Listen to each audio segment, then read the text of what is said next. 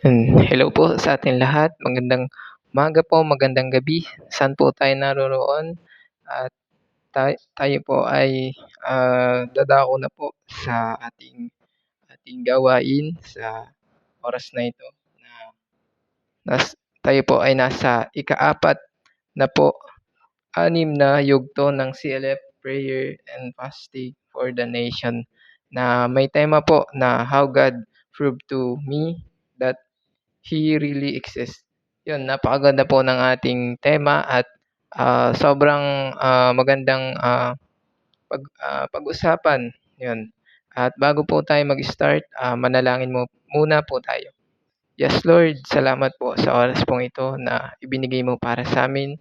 Lord, ingatan niyo po kami, gabayan sa oras na ito, Lord, at bigyan niyo po ako ng saganang karunungan, bigyan niyo po ako saganang kaunawaan, Lord, na ikaw, O Diyos, ang siyang tunay na kumilos, Lord, sa buhay ko, Ama, at lalo mo po ako na gamitin, Lord God, at patuloy mo, Lord God, na ang bawat isa rin po ay ingatan niyo po sa mga ganitong gawain, Lord. Salamat po, Lord God, dahil, second na, pangalawa ko na naman po ito na, ah, makasama sa gawaing ito. Salamat po sa provision sa gawaing ito, Lord, na 'yun, may natututunan po ako, Ama.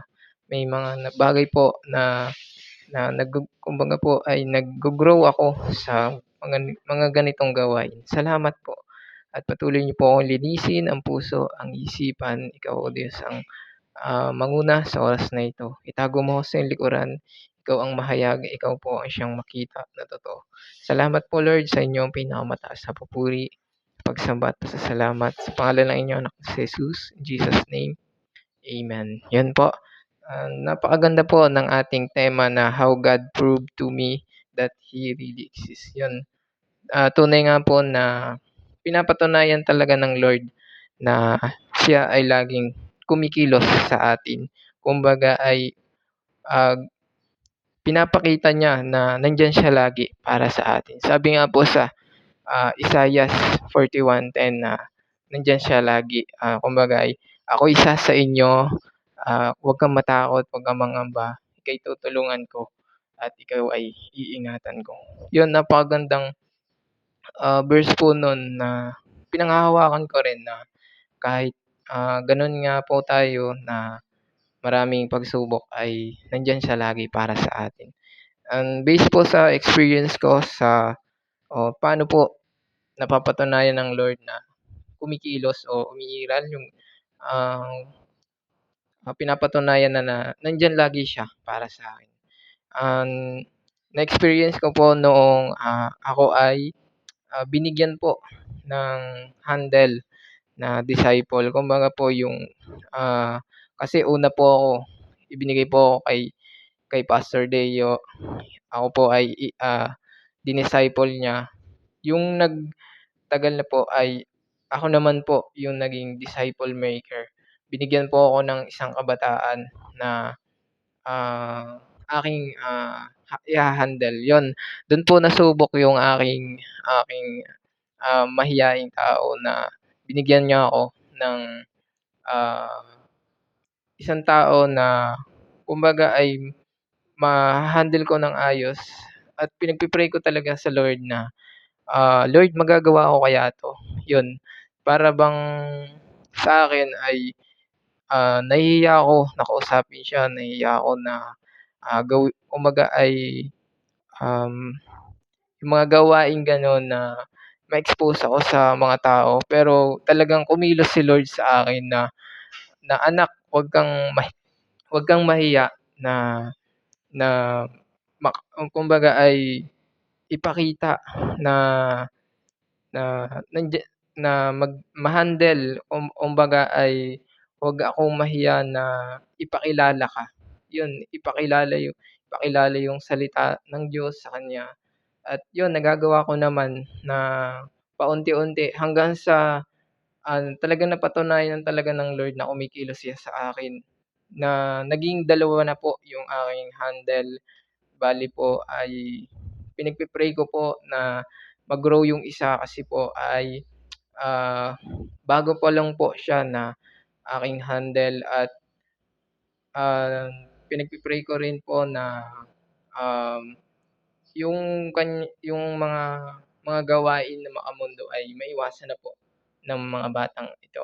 At pinagpe-pray ko din na ako ay, yun matuto mag-transform or kumbaga mag-grow po yung spiritual na, gawain at prayer ko talaga sa aking mga handle po na aking aking hinahawakan na kabataan ay kumbaga ay mag-exist din po si Lord sa kanila at talagang pinagpe-pray ko talaga sa Lord na marami sila din matutunan na ano yung natutunan ko bilang kuya kuya nila na, hinahawakan sila at yun, ginagawa ko ang lahat at patuloy ko na ipinagpe-pray sa Lord na sila ay, mag-grow spiritually at tulad ko, pinagpe-pray ko din na mag-grow din yung spiritual ko na matutunan ko pa na kung paano, maayos na ma-handle yung mga kabataan and, salamat din sa Lord talagang sobrang sarap sa pakiramdam na gamitin talaga tayo ng Lord at nung nakaraan po ay, nag-meeting din po kami sa mga handle at nadagdagan po yung aking handle na kabataan. Bale po 3 na po yung aking hinahawakan ngayon. At salamat sa Lord dahil napapatunayan talaga ng Lord na kumikilos siya sa akin, pinapatunayan na andiyan siya para sa akin, na hindi ako nag-iisa, hindi hindi lang, ah, kumbaga hindi hindi ka hindi ka nag-iisa na diyan ka na lang, hindi. Kumbaga nandiyan si Lord para turuan tayo, andiyan si Lord para patunayan niya na wag kang ma-pressure, wag kang mag-focus sa mga bagay-bagay na, ah, magugulo lang. Magugulo lang 'yun sa mga gawain, 'yun. Magugulo yung isipan natin sa mga hindi naman kaaya-aya or wala namang kabuluhan. Kundi 'yun, nag-focus talaga ako sa, ganitong gawain at marami ng natututunan, marami na rin, na-experience na kumikilos po talaga ang Lord. Marami ah, na napatunayan ang Lord na kahit 'di po tayo karapat-dapat ay ginagamit niya tayo para sa ibang tao. At sobrang, sarap po sa pakiramdam na marami tayong, natututunan bilang isang Kristiyano, bilang isang lingkod ng Lord. At ngayon po ay hindi lang ako naka-focus po sa ministry, sa pagtugtog sa instrument, kundi po ay nakakasama na rin po ako sa visitation and, sa pag-i-invite ng mga gawain at nakakasama na rin po ako ng mga pastor namin kung saan-saan. Kumbaga po ay may mga meeting gano'n, naisasama na po ako sa mga gano'ng gawain. Salamat po sa Lord talaga na, kahit, kumbaga ay, mahiyain akong tao ay nadadala ako sa mga ganoong gawain. At salamat sa Lord at ngayon po ay may verse din ako na ishi-share na, kumbaga ay, ah, pumasok sa isipan ko na na mapapanghawakan ko talaga. Talagang, nape-pressure talaga ako kapag maraming maraming gawain, maraming ganito, ganyan. At doon napatunayan talaga ng Lord na, kumikilos siya para sa akin. 'Yun, dito po ay ang ang salita po ng Lord na ipinakita sa'kin ay doon po sa awit 119 to 105. Sabi po dito, "Salita mo'y isang tanglaw na sa akin ay patnubay sa landas kong daraanan, liwanag na tumatanglaw." 'Yun, napakaganda pong verse na, mapapanghawakan at talagang mag-i-exist talaga si Lord para sa bawat isa sa atin na salita pa lang ay tanglaw sa atin at nagiging patnubay po. para sa atin ito bilang isang, lingkod niya at yung mga landas po na ating, dinaraanan ay kanyang kumbaga po binibigyan niya ng liwanag sa, ating buhay. Kumbaga kung wala siya sa atin at tutungo tayo sa sarili nating, ah, direksyon ay kumbaga ay hindi siya mag-e-exist sa atin. Kumbaga hindi siya kikilos sa atin kapag may sarili tayong daan. Kumbaga may sarili tayong, patutunguhan. Pero minsan talaga si Lord nandiyan para sa atin, para tulungan tayo, para para ibalik yung apoy sa puso natin na yung liwanag, yun yung ating sundan. Yung liwanag yun yung ating gamitin. Kumbaga ay, huwag tayong lumakad sa kadiliman, huwag tayong lumakad sa sarili nating, desisyon, sarili nating, ah, mga plano. Yun tulad ko ay, marami din na nagagawa ko na pagkakamali na nagiging makasarili, kumbaga nagiging, ah kumbaga ay, kinatatatamaran, 'yun gano'n.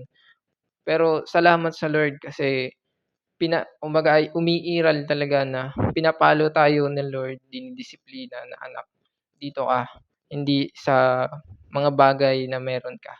Kumbaga, "Ako ang iyong sundan, ako ang iyong sundin at bibigyan kita ng ilaw, bibigyan kita ng daan." At 'yun nga po, pinakita niya sa'kin na pinatunayan niya na gagamitin tayo para sa iba at salamat sa Lord kasi akala ko hanggang dito na lang yung gagawin ko, yung pagtugtog ko sa ministry, yun na lang. Pero hindi po pala, binigyan po ako ng, opportunity na maging isang, kumbaga po ay maging isang disciple maker po sa mga kabataan na aming iniimbita, aming, nakakasama sa mga gawain. Salamat po sa Lord kasi marami na po ngayon ang kabataan dito po sa Batangas. Salamat talagang sa Lord po ang pinakamataas na papuri. Talagang salamat na sobrang ano, sobrang nakakataba po ng puso na makita na yung dating, mga kabataan na nakasama ay biglang nawala pero may pumalit na mga kabataan na kahit mga kumbaga ay patungo pa lang po sa mga, pagiging isang youth ang iba ay pinagpe-pray po talaga namin na sila ay mag-grow spiritually at makasama palagi sa mga gawain at yon sa mga darating pong youth camp po ay makasama din po sila at yon salamat po sa Lord at yung mga na-experience ko po na dun sa mga gano'ng gawain ay napatunayan talaga ng Lord na, tayo ay gagamitin po sa iba at 'wag po tayo na mag-focus sa sarili nating, desisyon, 'wag po tayong mag-focus sa sarili nating mga gagawin na mamaya na 'yan or sa kinabukasan na or bahala na siya, hindi. Kumbaga ay gagamitin talaga tayo ng Lord para sa ibang tao at, papatunayan talaga ng Lord na karapat-dapat tayo para sa Kanya.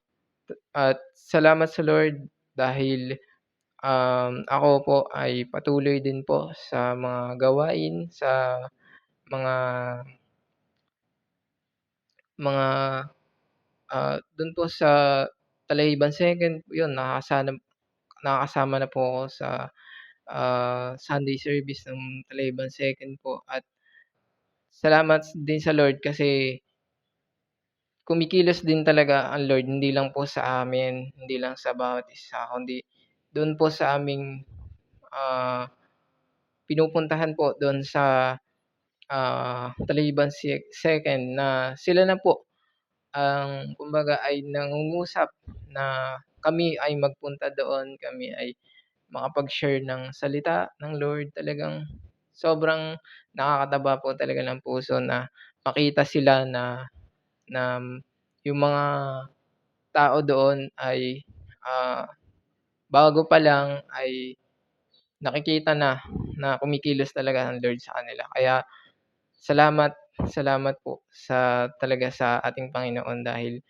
lagi siyang nariyan na kahit maraming hadlang, kaaway ay pinapatunayan talaga ng Lord na nandiyan siya, na hindi maaagaw ng kaaway yung, para sa Lord, yun. At salamat sa Lord at yun po ang na-experience ko at ngayon po ay manalangin na po tayo. Yes, Lord, salamat po sa oras pong ito, sa araw na ito na ibinigay mo.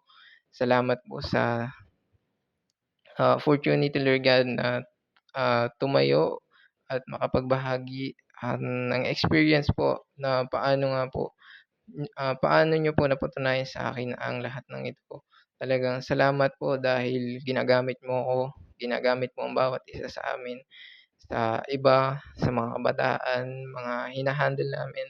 Salamat, Lord, at patuloy po kami na magpagamit pa bilang isang manggagawa mo, Ama. Patuloy mo kami, Lord, na bigyan ng karunungan ng kaunawaan at panalangin po namin, Lord, do'n sa mga hindi na ulit po namin nakakasama ay makasama din namin.